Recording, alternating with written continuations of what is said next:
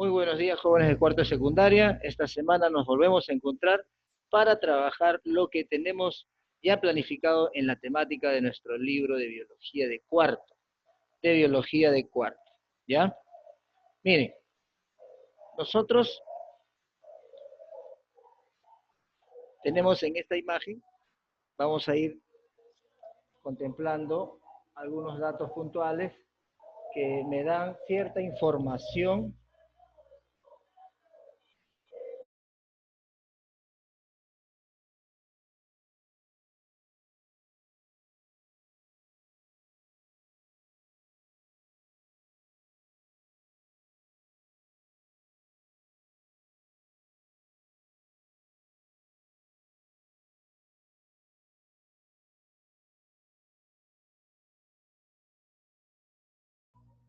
Bien, vamos a continuar acá.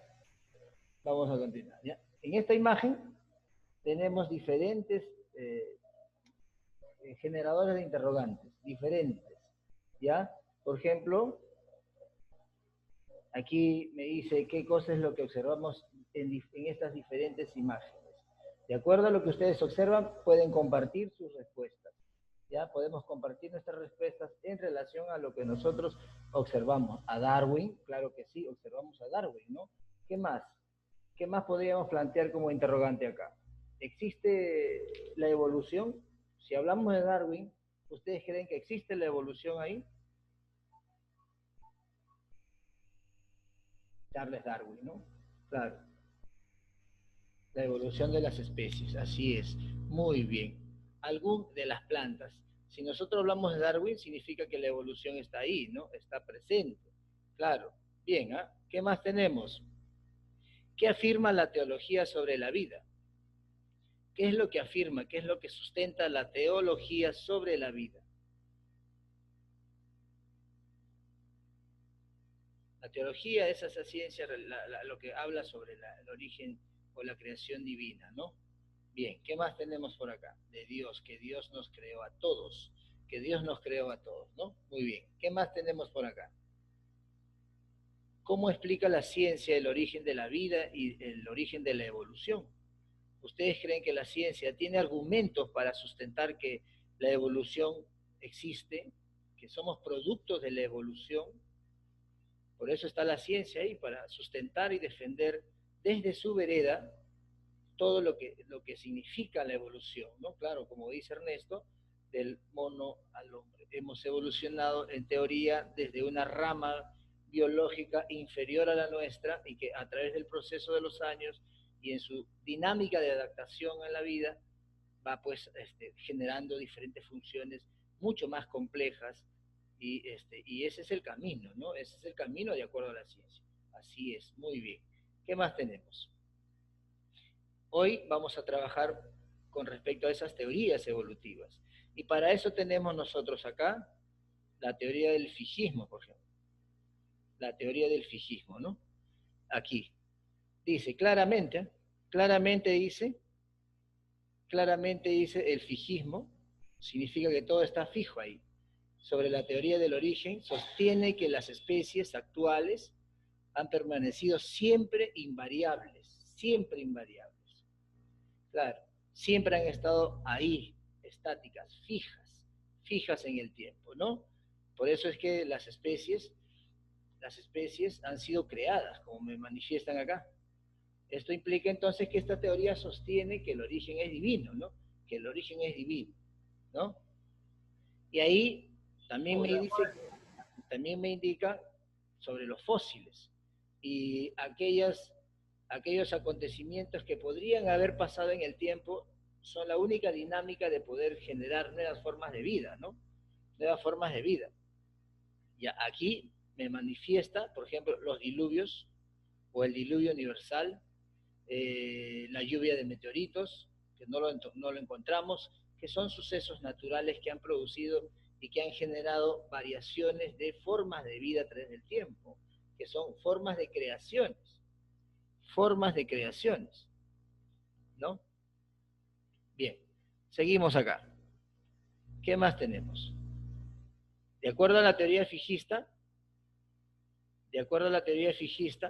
¿Cuál de ellos marcaría? Si esta es mi imagen A y esta es mi imagen B, ¿cuál de ellos representa al fijismo? ¿El A o el B?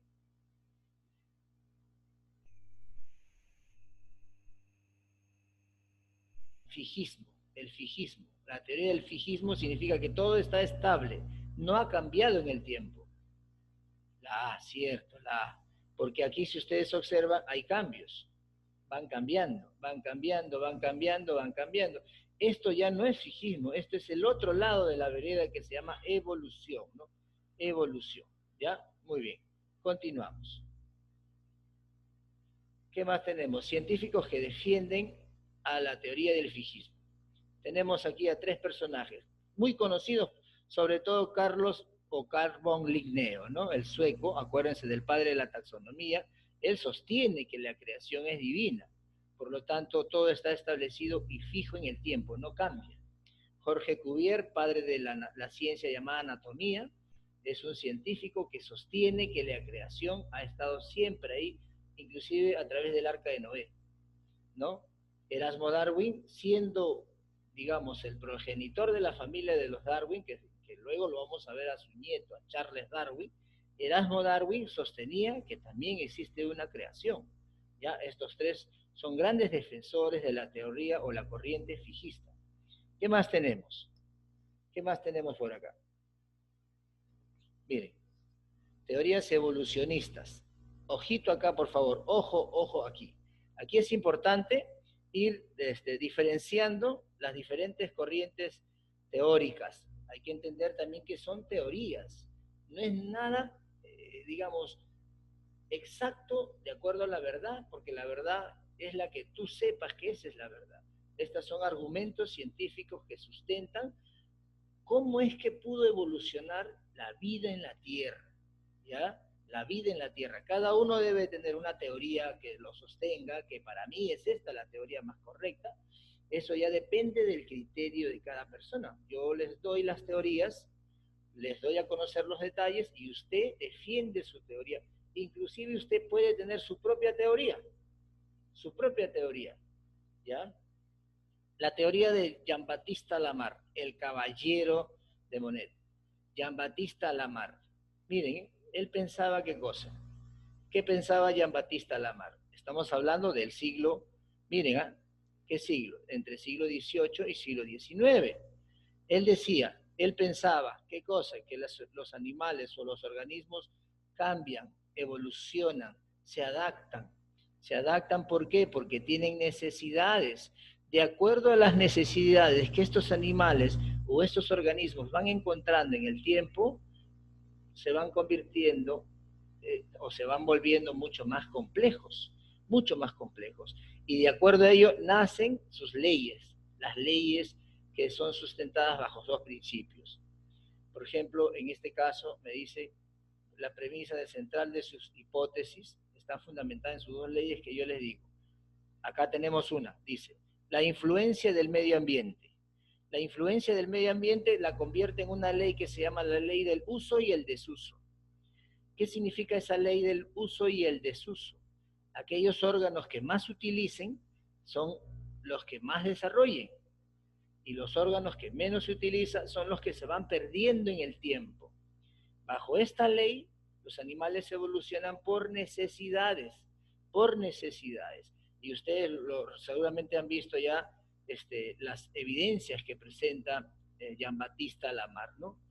¿Qué más? Su segunda ley que fue descartada posteriormente. Dice, los cambios que se originan a través del proceso de adaptación son heredados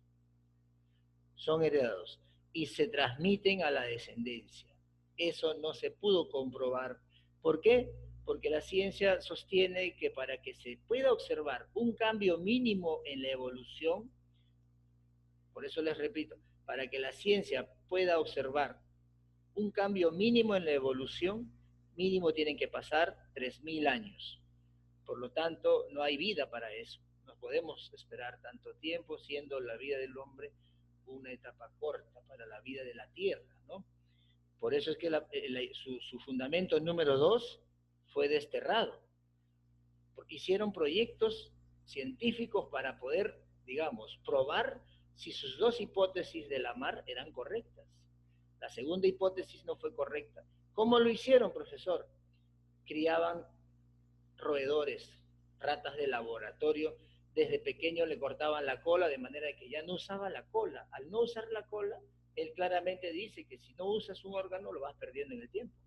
Por lo tanto, estas ratas con cola corta las cruzaban entre ellas y volvían a nacer ratas con colas largas, las volvían a cruzar y así estuvieron varias generaciones, pero nunca nacieron ratitas con colas cortas, de manera de que no se pudo comprobar su segunda hipótesis. La primera sí se comprobó, fue más aceptada que la segunda.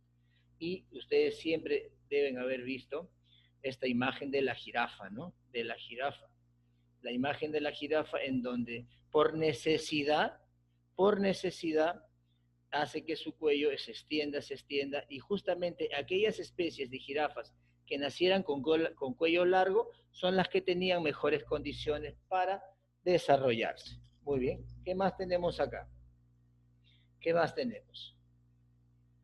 El gran Charles Darwin y Alfred Wallace. El gran Charles Darwin y el gran Alfred Wallace. No queremos dejar, el principal científico aquí es Charles Darwin, pero también Alfred Wallace fue un aportante paralelo a Darwin, ¿ya? Sostenían casi lo mismo. Aquí, por ejemplo, decía, debe existir la lucha por la supervivencia. La lucha por la supervivencia.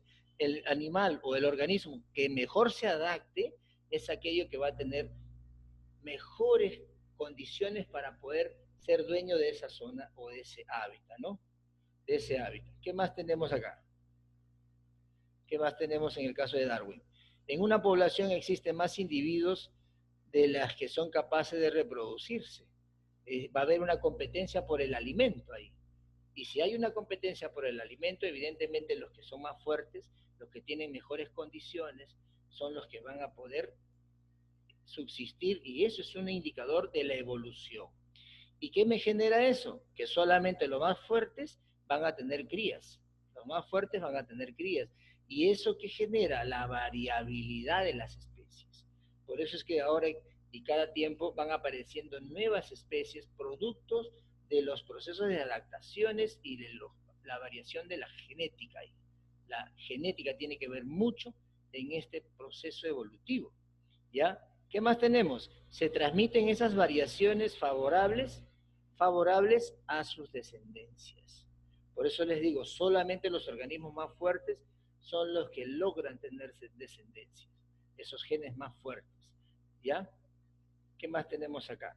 Charles Darwin fue, ustedes saben, Darwin fue un estudioso en la universidad, pero su pasión era la investigación de la naturaleza. Era un naturalista, de tal manera que salió de la universidad y persiguió ese espíritu de investigador que tenía, y para eso, bueno, él contaba con un apellido muy fuerte, ¿no? La familia Darwin en Inglaterra era muy poderosa, tanto así que pagaron sus viáticos, pagaron sus 5 años de investigación que realizó Darwin por el mundo entero, inclusive vino a Sudamérica, a las Islas Galápagos, y recogió de las Islas Galápagos diferentes variaciones, por ejemplo, pinzones, tortugas de Darwin, las tremendas tortugas de Darwin, y después de sus 5 años de investigación, Darwin ahí tendría entre 25 y 27 años. Entre 25 y 27 años regresó de sus 5 años de investigar por todo el mundo. Y después se tomó más de 20 años para ordenar todos sus panfletos, hojas, dibujos, observaciones, todo lo que él había investigado para publicar su libro, El origen de las especies, en 1859, cuando él era ya una persona mayor. Cuando él ya era una persona mayor, publicó su libro El origen de las especies. Evidentemente un libro muy discutido en su momento, porque hay que entender que en ese tiempo la iglesia era muy fuerte, y de tal manera que la teoría de la creación era muy fuerte también, y él alzó la bandera de la evolución, por lo tanto no era una persona bien vista, ¿no? Pero ahí es donde él entra y se siembra en la mente de un científico y se quedó para siempre, porque él es el que introduce el término evolución, adaptación, lucha constante para la supervivencia, ¿no? Eso es Darwin. Y observó, estos son los pinzones que él lo encontró en las Islas Galápagos, ¿no? El archipiélago Galápagos. Bien, ¿qué más tenemos? Hugo de Bryce. Hugo de Bryce. Hugo de Bryce, un investigador también muy nato. Lo recordamos mucho a Hugo de Bryce porque él es el que catapultó la teoría de Gregor Mendel, acuérdense del padre de la genética. Él es el que lo catapultó porque él es el que publicó su libro de Mendel. Pero ahora hablamos de Hugo de Bryce. Hugo de Bryce sostiene que no existe la selección natural. Más bien él en su teoría es su teoría de la mutación. Su teoría es la teoría de la mutación, por eso él introduce el término mutación. ¿Qué significa él? Que los cambios se producen debido a cambios internos. Cambios internos. Implica entonces que el cambio es de los genes. Los animales y los organismos evolucionan, ¿por qué? Porque sus genes mutan, porque sus genes cambian.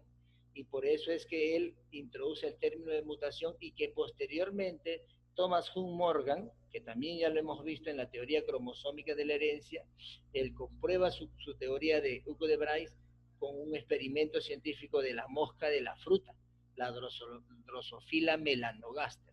Miren, ahí ya tenemos varios científicos que defienden la teoría de la evolución de las especies o la teoría científica, ¿no?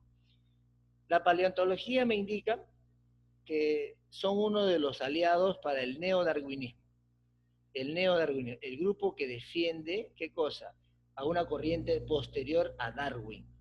Y utiliza tres elementos fundamentales. La genética, acuérdense de Mendel, el estudio de los genes.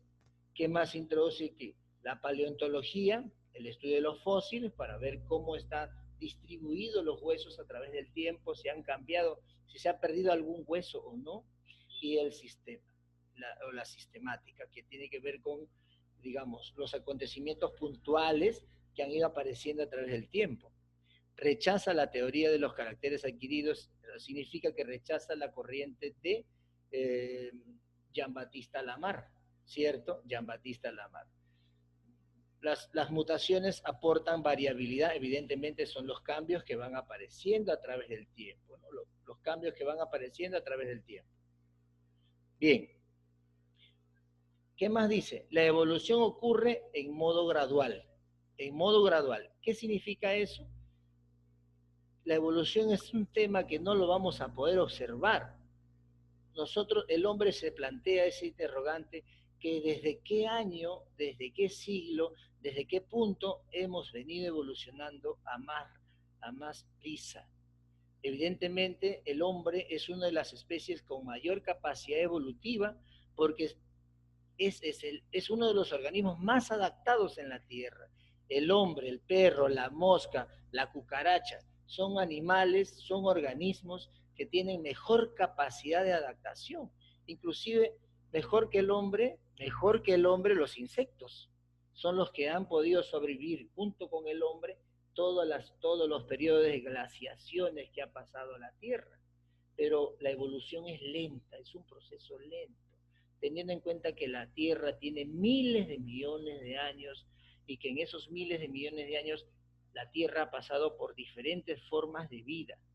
Inclusive hay científicos que sostienen que han habido 27 creaciones diferentes en la Tierra, 27 creaciones diferentes, y que solamente las catástrofes naturales como el diluvio universal, la lluvia de meteoritos, la Pangea continental, han sido diferentes catástrofes que han terminado con una parte de la población del mundo y luego ha surgido nuevas formas de vida. Posiblemente eso también sea parte de la selección de los más fuertes. Bien, ¿qué más tenemos? Aquí tenemos esta parte que me lleva a qué cosa. Darwin. Miren, Charles Darwin, 1859, un gran investigador. Si juntamos los aportes de Darwin junto con los aportes de Gregor Mendel, porque Charles Darwin no era genetista, él era naturalista, un científico naturalista. ¿Qué encontramos? La genética moderna. La genética moderna. Y de ahí nace la corriente neodarwinista. Neodarwinista. Muy bien. ¿Qué nos queda, jóvenes? ¿Qué nos queda? Nos queda trabajar, en el caso de ustedes, solamente colocamos un mapa sobre la prueba evolutiva. Un mapa sobre la prueba evolutiva, las pruebas evolutivas. Lo tenemos en el libro, pero ustedes lo pueden bajar del internet. Un mapa sobre las pruebas evolutivas, porque la ciencia tiene que presentar pruebas que sustentan sus teorías evolutivas. ¿Ya? Pruebas que sustentan su teoría evolutiva.